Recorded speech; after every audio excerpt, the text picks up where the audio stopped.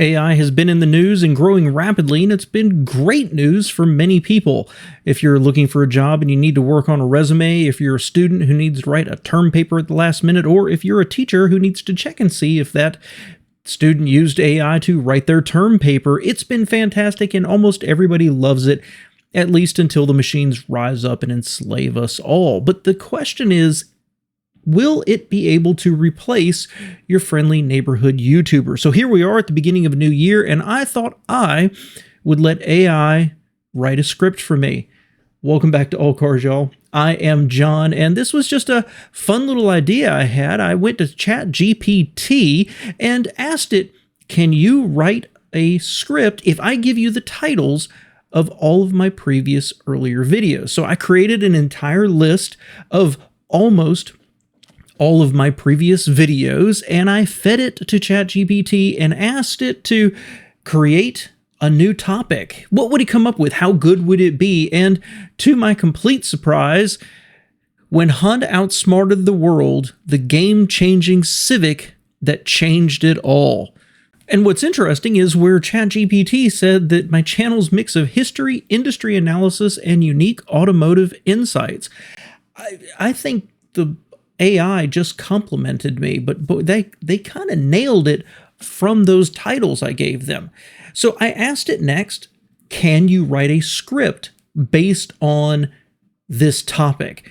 Make it about 8 minutes long and make it engaging and just a little bit funny.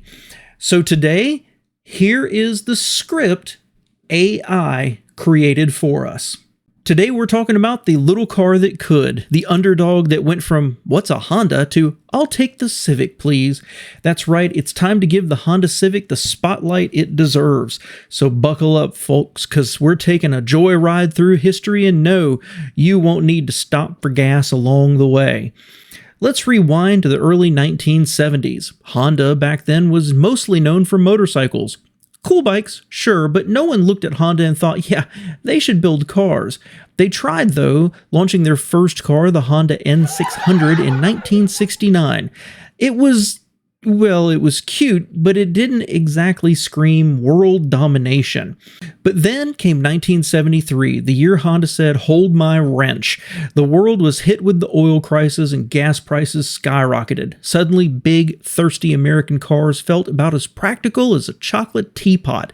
Enter the Honda Civic, a compact car with a small engine, great fuel economy, and a knack for squeezing into parking spots that Fords and Chevys could only dream about.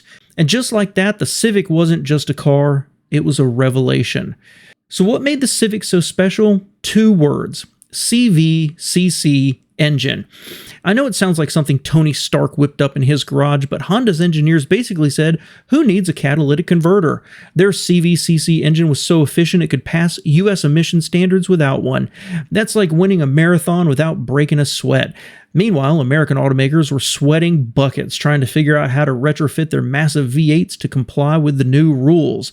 Honda didn't just meet the standards, they lapped the competition. The Civic was clean, cheap, reliable, and, dare I say it, fun. And you didn't need an engineering degree to keep it running. By the late 70s, the Civic had won America's heart and its wallet. It was selling like hotcakes, and while other brands were busy making burnt toast, and the Civic just kept getting better. In the 80s, it added flair with the sporty CRX and became the go-to car for tuners.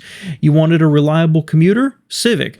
You wanted a car to modify and race? Civic. You wanted something to impress your date? Well, okay, maybe not a Civic, but 2 out of 3 ain't bad. Fast forward to today, and the Civic is still crushing it. It survived oil crises, recessions, and even the great crossover invasion, all while staying true to its roots of affordability, reliability, and just enough personality to keep things interesting.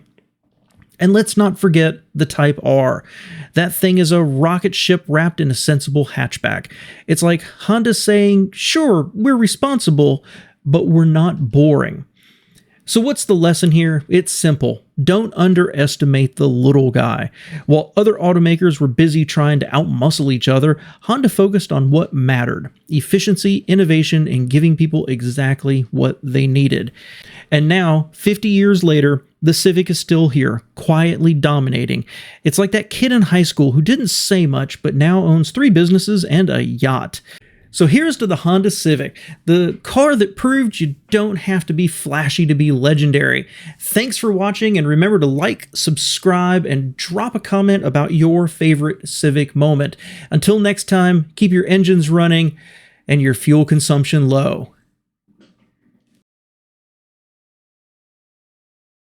Okay, so it was all kind of cheesy without a lot of detail, and I did prompt it to give me an 8-minute video. I'll have to see how long it is after I trim out some of it, and some of my ums and ahs and pauses and restarting.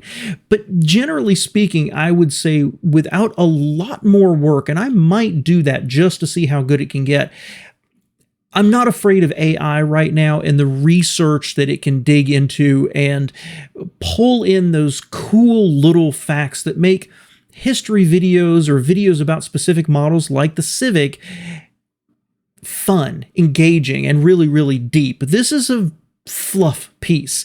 I read it just as they wrote it. Definitely doesn't feel like it's 8 minutes there. It has no depth. It has no gravitas. It has no details. Now, the next step would be to have taken that and put it somewhere, taken the script and let it self-generate a video, but they don't quite have that as far as I've been able to find, at least without paying an exorbitant amount of money. I've seen a lot of AI videos on YouTube, and it seems to be an iterative process of generating images, having them move slightly, laying them together, and then doing a AI voiceover to it as well.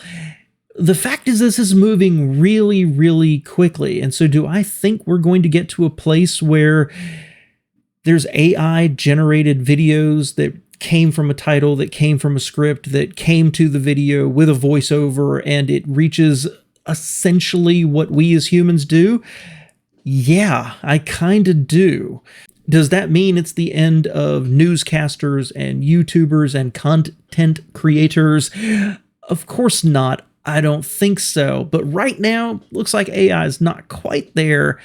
I could dig into this a lot deeper, really get it to move into more details about every single generation, and I might play around with it in a little bit just for my own knowledge. But right now, it's an idea generator. And I have to admit, when I write out my videos, this is funnier than I am.